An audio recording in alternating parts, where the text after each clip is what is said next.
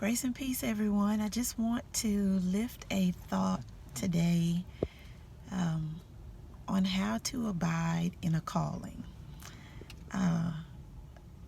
Many of you know these thoughts kind of hit me while I'm driving, so I waited till I could park. It's raining where I am, so I hope it's dry where you are. And I've been thinking about, abiding in a calling. And so I'd like to just lift a thought for that. We discover who we are in Christ by doing what He gave us all to do. When we do what God gave us all to do, we will discover what God gave us to do. Identity, knowing who we are in Christ, will always be an important part of fulfilling our kingdom assignment in the earth. So we learn as we grow in grace and in our knowledge of God. It keeps happening. It's not if I walk in love a little bit and walk in faith a little bit and obey and learn to suffer well, on and on and on, that then I'm going to discover that one thing that God has put me on earth to do. No, as we grow, even as we start to discover our specific tasks,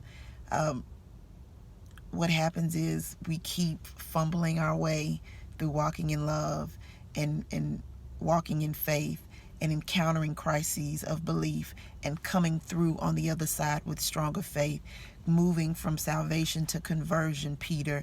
And when you have been strengthened, when you have been converted, go and strengthen the brethren. And we walk through these, it's happening continually. And so it's not just a one-time battery of testing that we go through and then we're a mature saint.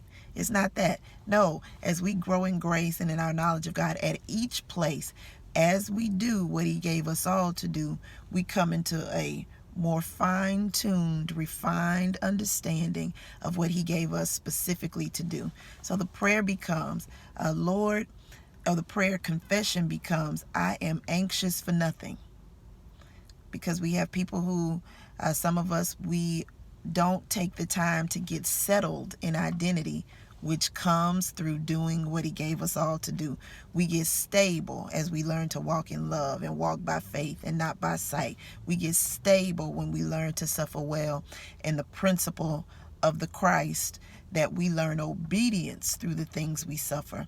We become stable when and our priorities get in their right order when we learn that obedience is what the Lord wants. And when we give Him that because we love Him, not out of duty. All right. We come into bearing fruit and we become stable.